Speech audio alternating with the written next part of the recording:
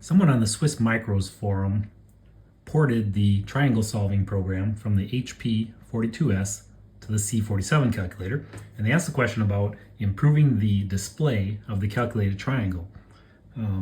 And I thought I would take a crack at trying to improve that myself. So I rewrote the program to do what I wanted, and I think it's easiest to show it on the calculator so you can see what I did. So I stored the program in the home menu, which you get to by pressing the blue shift home, and then it's called triangle. And you start with this menu, and what you need to do is enter the sides and angles of the triangle. So for my first example, I'll put in 0.5, 60 degrees, and if you tag the angle, I put the tags there, the ability to tag it in the menus. You don't have to tag it, but it's nice to be able to do the tagging. It means you don't have to change the format of the calculator from degrees or radians. You simply tag what you're entering and the calculator knows what you're doing. And then I'll enter the third side. And this is a side angle side triangle, and I can select side angle side from the list of menu entries.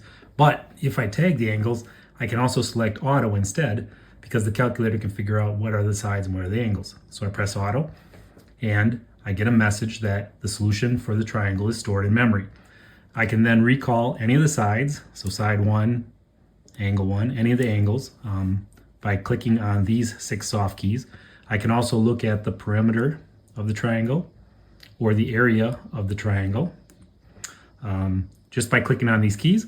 And I can also get a summary of the entire triangle. I put the summary in an array, and I noted that by putting try in brackets. So if I select this, then I get an array that represents the entire triangle. The first column are the sides, and the second column are the angles in degrees. So this is how I decided to present the data from a triangle. I want to give 2 more examples now. So to do a second or a new triangle, you just select new triangle, and then you're back to the first menu system where you can enter a triangle. And this time I'm going to enter a triangle with a side of 0.5, a side of 1, and 10 degrees.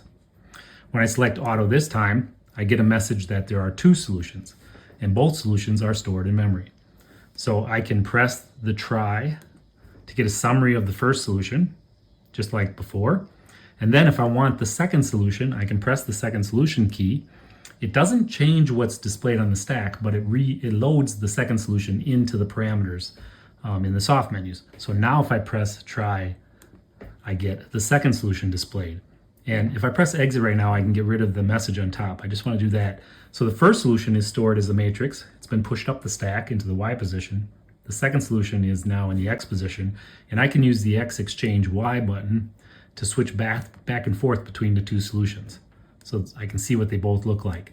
Right now, the second solution is stored in the memory, and I can get to the first solution, of course, by pushing this. So whichever solution I like, I can get at, and I can go back and forth like this to recall the solution I like. Okay, my third example, I'll do a new triangle. In this case, I'm going to enter a 3, 4, 5 triangle, but I'm going to enter it going in the other direction. So I'm going to enter it as a 3, 5, 4 triangle.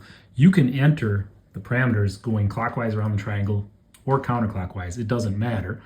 And I'm going to click the auto key so it solves this triangle. But when I look at the triangle, it'll now be displayed back to me the way I entered it, as a 3, 5, 4 triangle.